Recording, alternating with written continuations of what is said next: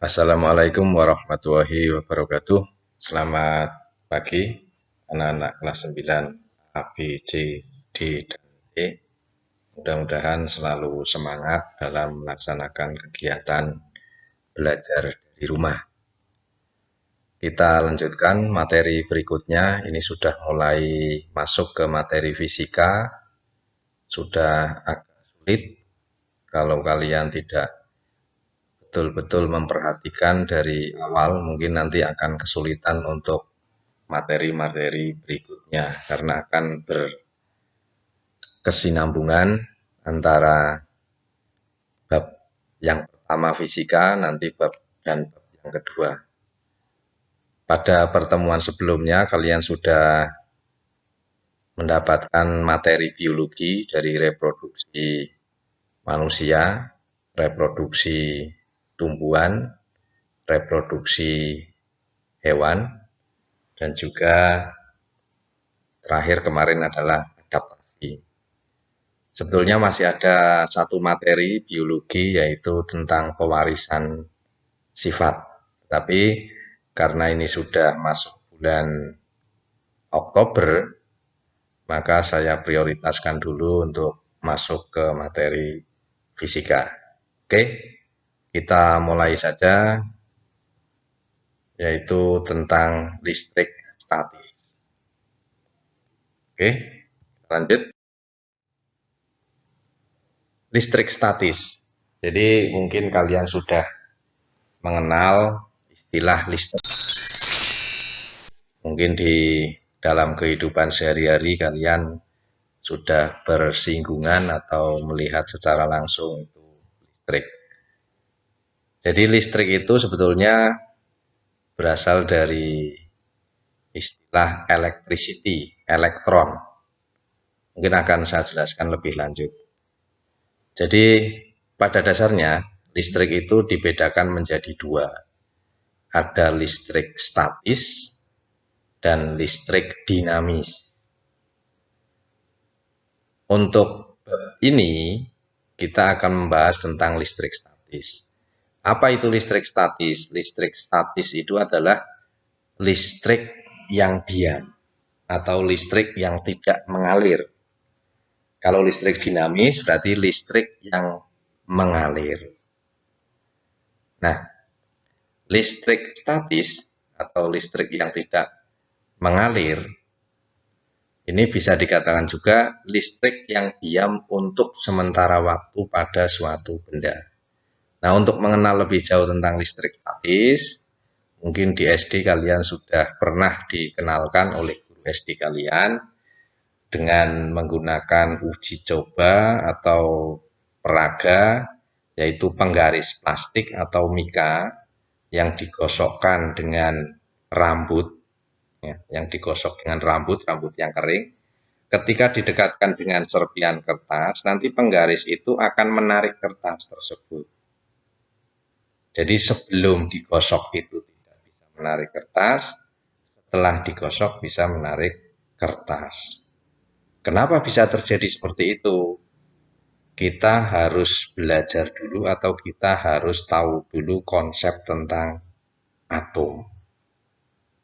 Oke, sekarang kita bahas apa itu atom. Saya ulangi. Jadi kalau misalkan ada benda padat dibagi menjadi dua bagian, maka bagian itu kan setengahnya. Kalau setengah bagian itu dibagi lagi menjadi dua, maka seperempatnya dan seterusnya sampai sudah tidak bisa dibagi lagi. Lah itu yang disebut dengan atom. Nah, tetapi seiring dengan perkembangan ilmu pengetahuan, ternyata beberapa ilmuwan menemukan bahwa atom itu masih bisa dibagi atau masih memiliki bagian. Jadi kalau ditelaah lebih lanjut, ilmu itu kan berkembang. Ilmu itu selalu berkembang. Dulu atom paling kecil, sekarang masih ada yang lebih kecil. Mungkin beberapa tahun ke depan mungkin juga ini akan berubah kembali. Itu. Jadi atom ternyata masih memiliki bagian. Nah, bagian atom itu apa saja? Yang pertama adalah proton. Ya, proton. Proton ini berada di dalam inti atom. Jadi atom itu bentuknya kalau diibaratkan itu seperti undi-undi atau seperti tata surya. Jadi model atom itu banyak. Jadi di dalam inti itu ada proton. Selain proton ada neutron. Neutron ini adalah juga berada di dalam inti.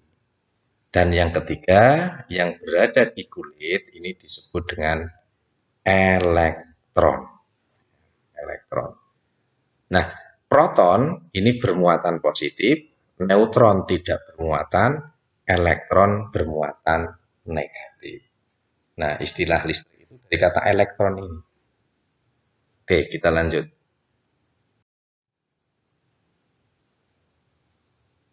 Nah, sekarang kita lihat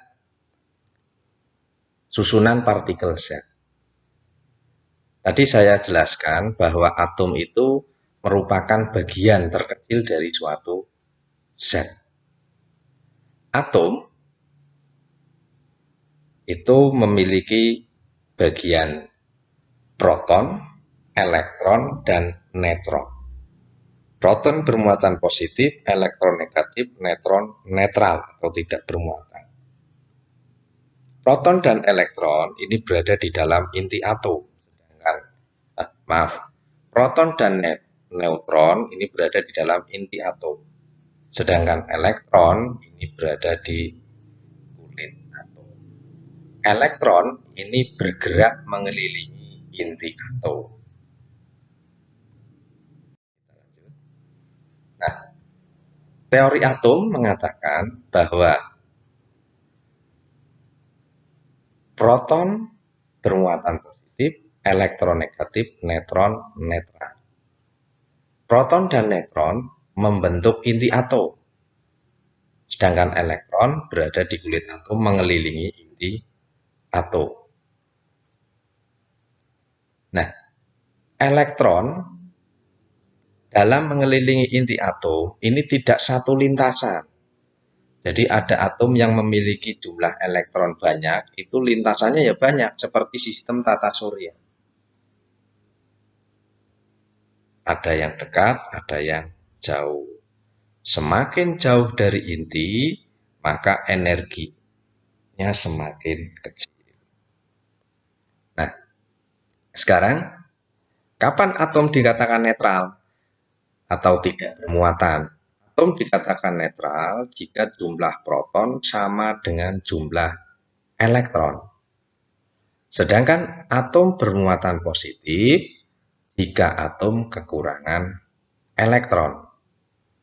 Dan atom bermuatan negatif jika atom kelebihan elektron.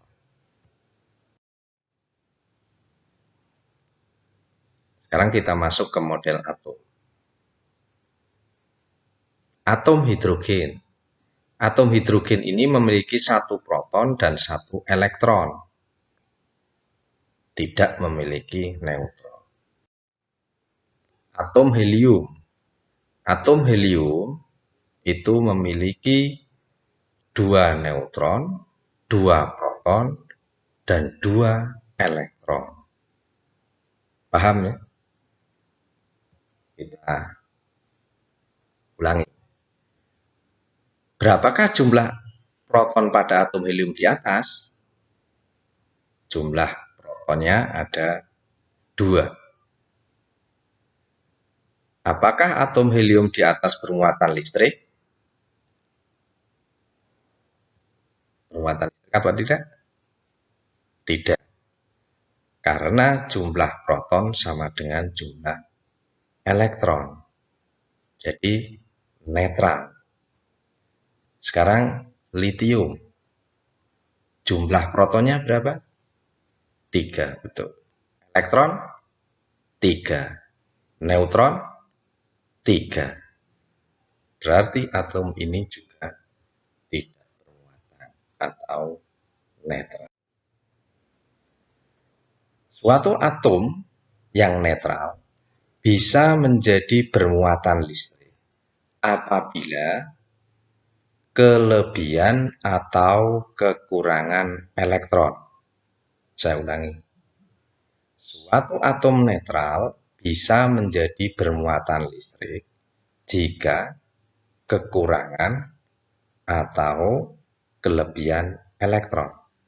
Sebagai contoh, ada dua buah atom yang sama-sama netral. Yang pertama adalah atom natrium, yang kedua adalah atom klor. Ketika terjadi perubahan atau gesekan, natrium kehilangan elektron. Jadi sebagian elektron pada natrium itu berpindah ke klor. Jadi karena suatu hal, elektron pada atom natrium dapat berpindah ke atom klor. Sama seperti tadi pada awal. Ketika penggaris plastik digosokkan ke rambut, bisa terjadi kemungkinan perpindahan elektron antara penggaris dan rambut. Nah, begitu juga ini. Karena sesuatu hal bisa saja elektron pada natrium dapat berpindah ke atom klor. Nah, natrium yang kehilangan elektron artinya berarti natrium kekurangan elektron. Kalau atom natrium kekurangan elektron, berarti jumlah proton lebih banyak daripada jumlah elektron. Saya ulangi. Berarti atom natrium jumlah protonnya lebih banyak atau lebih besar daripada jumlah elektron. Karena sebagian elektron natrium berpindah ke klor.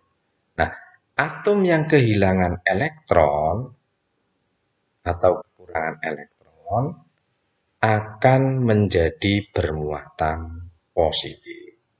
Sedangkan atom yang kelebihan atau mendapatkan elektron akan menjadi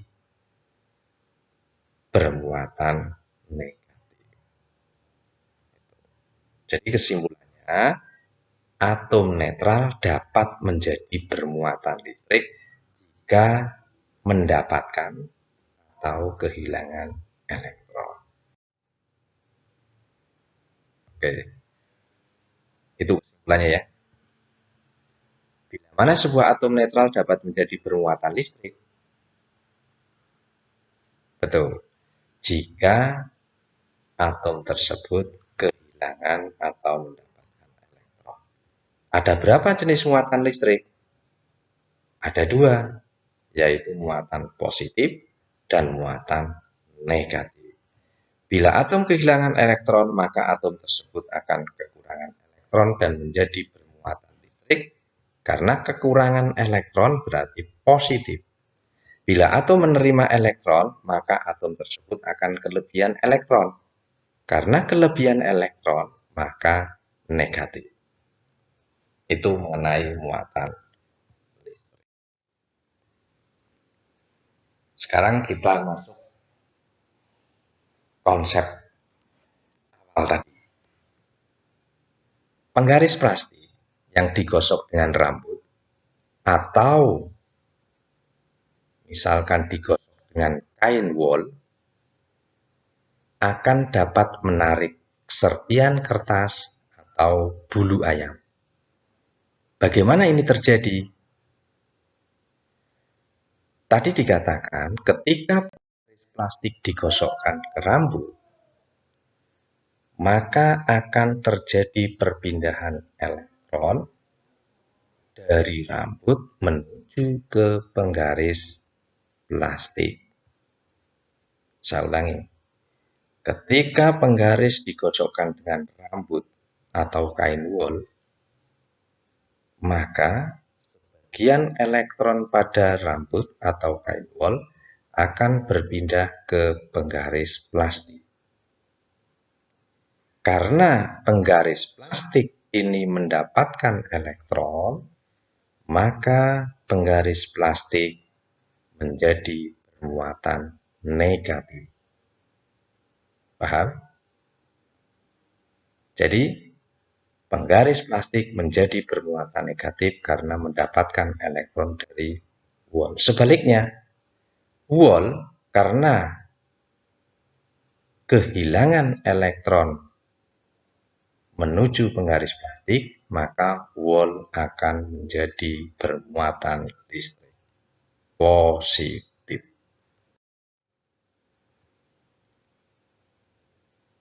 Sekarang contoh yang kedua, kaca.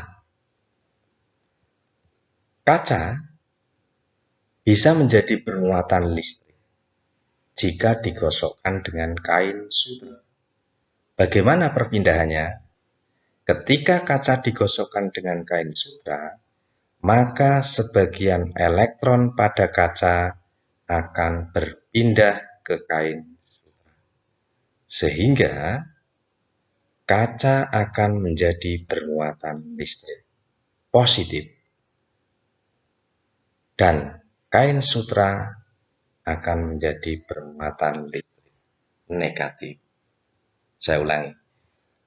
Ketika kaca digosokkan dengan kain sutra, maka akan terjadi perpindahan elektron dari kaca menuju ke kain sutra, sehingga kaca menjadi bermuatan listrik positif karena kehilangan sebagian elektron. Dan kain sutra menjadi bermuatan listrik negatif karena mendapatkan elektron dari kaca. Paham? Sekarang interaksi muatan listrik. Muatan listrik yang sejenis bila didekatkan akan saling tolak-menolak. Sebagai contoh, kaca yang digosok dengan kain sutra tadi bermuatan listrik positif. Ketika didekatkan dengan kaca yang sudah digosok dengan kain sutra, sama-sama yang sudah digosok dengan kain sutra, maka akan tolak-menolak karena positif dengan positif. Sama seperti penggaris plastik tadi. Penggaris plastik yang digosok dengan wol didekatkan dengan penggaris plastik yang sudah digosok dengan wol, sama-sama penggaris plastik. Negatif dengan negatif juga akan tolak-menolak.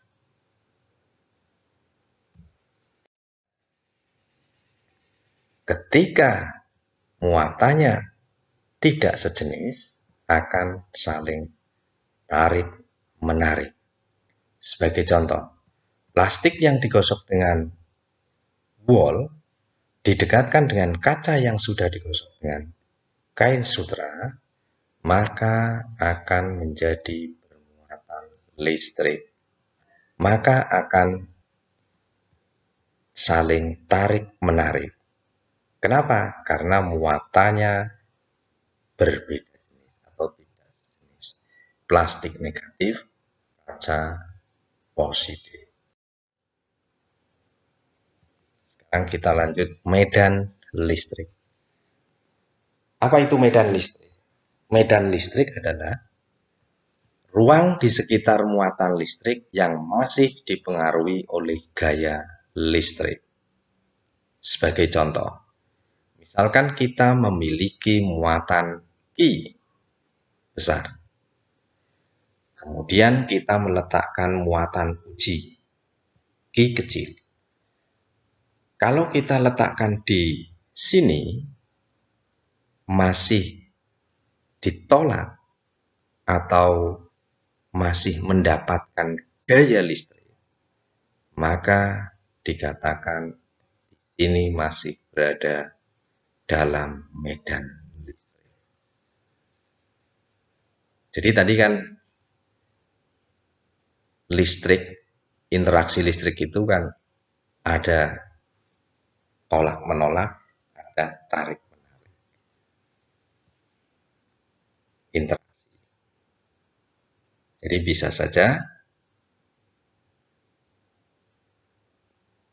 ditolak atau ditarik.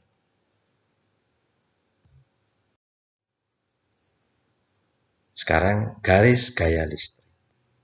Medan listrik digambarkan sebagai garis gaya listrik.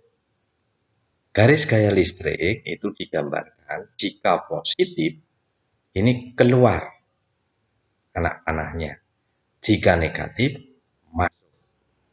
Dan garis gaya listrik ini tidak pernah berpotong. Jadi ini kan tidak pernah berpotong. Tidak pernah berpotong. Bagaimana jika menggambarkan pola garis gaya listrik antara muatan-muatan yang saling berinteraksi, bisa digambarkan seperti ini.